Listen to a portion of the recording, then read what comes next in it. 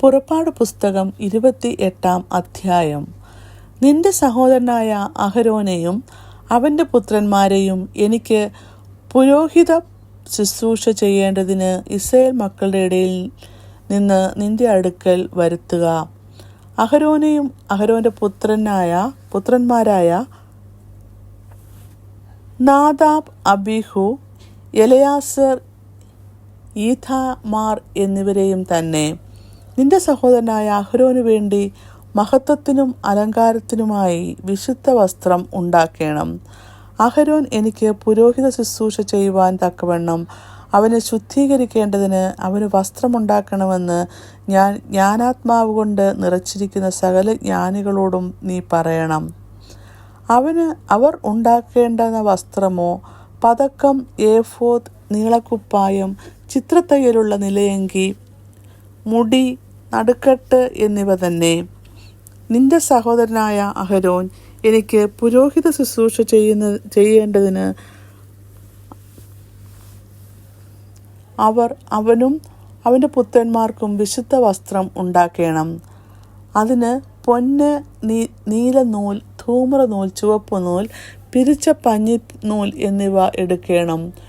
പൊന്ന്, നീലനൂൽ, ധൂമ്രനൂൽ, ചുവപ്പുനൂൽ, പിരിച്ച പഞ്ഞിനൂൽ എന്നിവ കൊണ്ട് നെയ്ത്തുകാരൻ്റെ ചിത്രപ്പണിയായി ഏഫോദ് ഉണ്ടാക്കണം. അതിൻ്റെ 2 അറ്റത്തോട് ചേർന്നതായി 2 ചുമൽക്കണ്ടം ഉണ്ടായിരിക്കണം. അങ്ങനെ അത് തമ്മിൽ ഇണച്ചിരിക്കണം. അത് കെട്ടിമുറുക്കുവാൻ അതിന്മേലുള്ളതായി ചിത്രപ്പണിയായ നടുക്കെട്ട്, അതിൽ നിന്ന് തന്നെ അതിൻ്റെ പണി പോലെ പൊന്ന്, നീലനൂൽ, ധൂമ്രനൂൽ, ചുവപ്പുനൂൽ, പിരിച്ച പഞ്ഞിനൂൽ എന്നിവ കൊണ്ട് ആയിരിക്കണം. അതുകൂടാതെ 2 ഗോമേദക കല്ല് എടുത്ത് അവയിൽ ഇസ്രായേൽ മക്കളുടെ പേർ കൊത്തേണം. അവരുടെ പേരുകളിൽ 6 ഒരു കല്ലിലും ശേഷമുള്ള 6 മറ്റേ കല്ലിലും അവരുടെ ജനനക്രമത്തിന് ആയിരിക്കണം. രത്നശില്പിയുടെ പണിയായ മുദ്രക്കൊത്തുപോലെ 2 കല്ലിലും ഇസ്രായേൽ മക്കളുടെ പേർ കൊത്തേണം. അവ പൊന്തടങ്ങളിൽ പതിക്കണം. കല്ല് 2 എഫോദിൻ്റെ ചുമൽക്കണ്ടലിന്മേൽ ഇസ്രായേൽ മക്കൾക്ക് വേണ്ടി ഓർമ്മക്കല്ലായി വെക്കണം. അഹരോൻ യഹോവയുടെ മുമ്പാകെ അവരുടെ പേർ ഓർമ്മയ്ക്കായി തൻ്റെ 2 ചുമലിന്മേലും വഹിക്കണം. പൊന്നുകൊണ്ട് തടങ്ങൾ ഉണ്ടാക്കണം. തങ്കം കൊണ്ട് ചരടുപോലെ മുറിച്ച് കുത്തുപണിയായി 2 സരപ്പളിയും ഉണ്ടാക്കണം. മുറിച്ച് കുത്തുപണിയായ സരപ്പളി തടങ്ങളിൽ ചേർക്കണം. ന്യായവിധി പതക്കം ചിത്രപ്പണിയായിട്ട് ഉണ്ടാക്കണം. അത് ഏഫോദിൻ്റെ പണിക്കൊത്തതായി പൊന്ന്, നീലനൂൽ, ധൂമ്രനൂൽ, ചുവപ്പുനൂൽ, പിരിച്ച പഞ്ഞിനൂൽ എന്നിവ കൊണ്ട് ഉണ്ടാക്കണം. അത് സമചതുരവും ഇരട്ടയും 1 ചാൺ നീളമുള്ളതും 1 ചാൺ വീതിയുള്ളതും ആയിരിക്കണം. അതിൽ കൽപ്പതിപ്പായി 4 നിര കല്ല് പതിക്കണം. താമ്രമണി, പീതരത്നം, മരതകം എന്നിവ 1-ാമത്തെ നിര. 2-ാമത്തെ നിര മാണിക്യം, നീലക്കല്ല്, വജ്രം. 3-ാമത്തെ നിര പത്മരാഗം, വൈഡൂര്യം, സുഗന്ധിക്കല്ല്. 4-ാമത്തെ നിര പുഷ്പരാഗം, ഗോമേദകം, സൂര്യകാന്തം. അവ അതത് തടത്തിൽ പൊന്നിൽ പതിച്ചിരിക്കണം.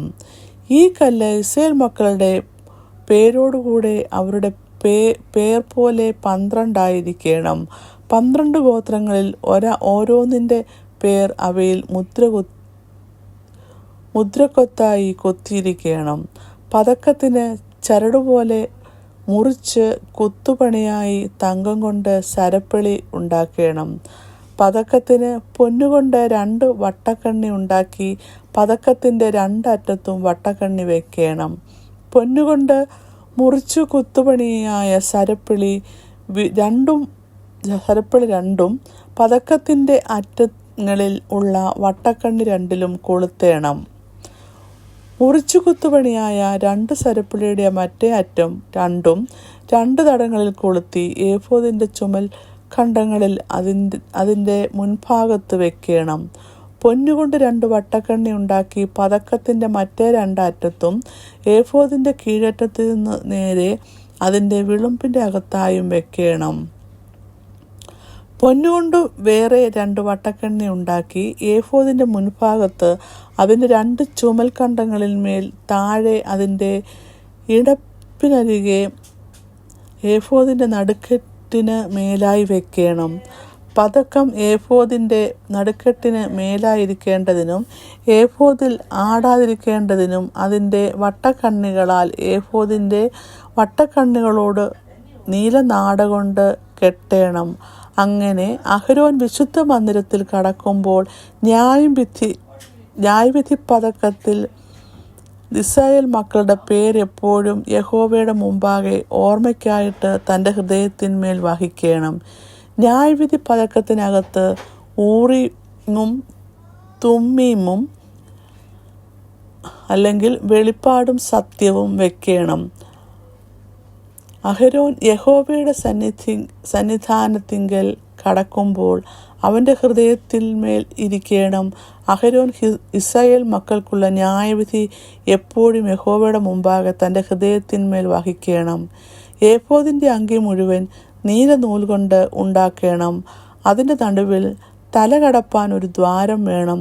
ദ്വാരത്തിന് നെയ്ത്തുപണിയായ ഒരു നാട ചുറ്റിലും വേണം. അത് കീറിപ്പോകാതിരിപ്പാൻ കവചത്തിൻ്റെ ദ്വാരം പോലെ അതിന് ഉണ്ടായിരിക്കണം. നീലനൂൽ, ധൂമ്രനൂൽ, ചുവപ്പുനൂൽ എന്നിവ കൊണ്ട് ചുറ്റും അതിൻ്റെ വിളുമ്പിൽ മാതളപ്പഴങ്ങളും അവയുടെ ഇടയിൽ ചുറ്റും പൊന്നുകൊണ്ട് മണികളും ഉണ്ടാക്കണം. അങ്കിയുടെ വിളുമ്പിൽ ചുറ്റും ഒരു പൊന്മണി, ഒരു മാതളപ്പഴം, ഒരു പൊന്മണി, ഒരു മാതളപ്പഴം ഇങ്ങനെ വേണം. ശുശ്രൂഷ ചെയ്യുകയിൽ അഹരോൻ അത് ധരിക്കണം. യഹോവയുടെ മുമ്പാകെ വിശുദ്ധ മന്ദിരത്തിൽ കടക്കുമ്പോഴും പുറത്തു വരുമ്പോഴും അവൻ മരിക്കാതിരിക്കേണ്ടതിന് അതിൻ്റെ ശബ്ദം കേൾക്കണം. തങ്കം കൊണ്ട് ഒരു പട്ടമുണ്ടാക്കി അതിൽ യഹോവയ്ക്ക് വിശുദ്ധം എന്ന് മുദ്ര കൊത്തേണം. അത് മുടിമേൽ ഇരിക്കേണ്ടതിന് നീലച്ചരടുകൊണ്ട് കെട്ടണം. അത് മുടിയുടെ മുൻഭാഗത്ത് ഇരിക്കണം. ഇസ്രായേൽ മക്കൾ തങ്ങളുടെ സകല വിശുദ്ധ വഴിപാടുകളിലും ശുദ്ധീകരിക്കുന്ന വിശുദ്ധ വസ്തുക്കളുടെ കുറ്റം അഹരോൻ വഹിക്കേണ്ടതിന് അത് അഹരോൻ്റെ നെറ്റിയിൽ ഇരിക്കണം. യഹോവയുടെ മുമ്പാകെ അവർക്ക് പ്രസാദം ലഭിക്കേണ്ടതിന് അത് എപ്പോഴും അവൻ്റെ നെറ്റിയിൽ ഇരിക്കണം. പഞ്ഞുനൂൽ കൊണ്ട് ഉള്ളങ്കിയും വിചിത്രപ്പണിയായി നെയ്യണം. പഞ്ചുനൂൽക്കളുടെ മുടിയും ഉണ്ടാക്കണം. നടുക്കെട്ടും ചിത്രത്തയ്യൽ പണിയായിട്ട് ഉണ്ടാക്കണം. അഹരോൻ്റെ പുത്രന്മാർക്ക് മഹത്വത്തിനും അലങ്കാരത്തിനുമായിട്ട് അങ്കി, നടുക്കെട്ട്, തലപ്പാവ് എന്നിവ ഉണ്ടാക്കണം. അവ നിന്റെ സഹോദരനായ അഹരോനെയും അവൻ്റെ പുത്രന്മാരെയും ധരിപ്പിക്കണം. അവർ എനിക്ക് പുരോഹിത ശുശ്രൂഷ ചെയ്യേണ്ടതിന് അവരെ അഭിഷേകവും കരപൂരണവും ചെയ്ത് ശുദ്ധീകരിക്കണം. അവരുടെ നഗ്നത മറപ്പാൻ അവർക്ക് ചണനൂൽ കൊണ്ട് കാൽപ്പട്ടയും ഉണ്ടാക്കണം. അത് അര തുടങ്ങി തുട വരെ എത്തണം.